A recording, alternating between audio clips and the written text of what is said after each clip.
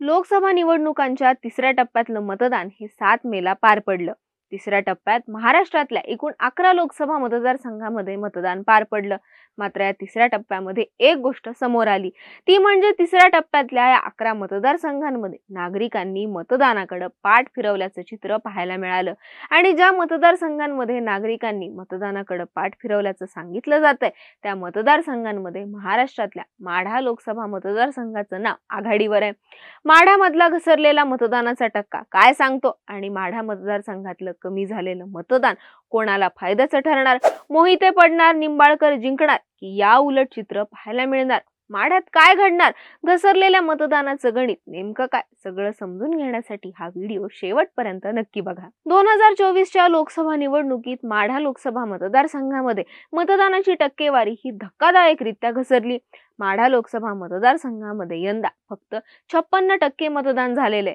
2019ला याच माढा लोकसभा मतदारसंघात तब्बल 64% मतदान झालं होतं.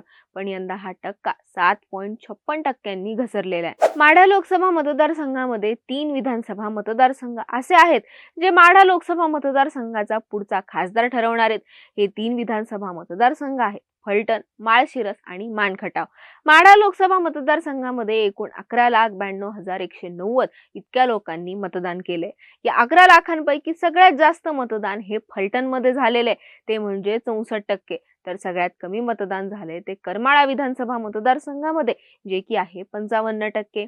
आता मतदारसंघ निहाय मतदानाची टक्केवारी पाहिली तर माढ्यात 61%, माळशिरसमध्ये 60%, माण 58% आणि सांगोलामधून 60% मतदान झाले. फलटण, मानखटाव हे तालुके रणजितसिंह नाईक निंबाळकर यांचे बालेकिल्ले मानले जातात. या तालुक्यांमध्ये भरभरून मतदान झाल्यामुळे निंबाळकरांना याचा फायदा होऊ शकतो. त्या उलट माळशिरस तालुका हा मोहितेंचा मानला जातो आणि इथं फक्त 60% मतदान झालेले. त्यामुळे फलटणपेक्षा 4% कमी झालेलं हे मतदान मोहितेंना जड जाऊ शकतं. माढा लोकसभा मतदारसंघाचा निकाल हा फलटण, मानखटाव यांच्या विरोधात माळशिरस याच्यावरच ठरणारे.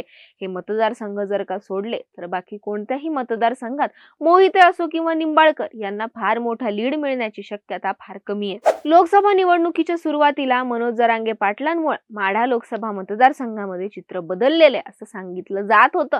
मात्र प्रत्यक्षात माढा, सांगोला आणि करमाळा या 3 तालुक्यांमध्ये जरांगे इफेक्ट दिसून आला.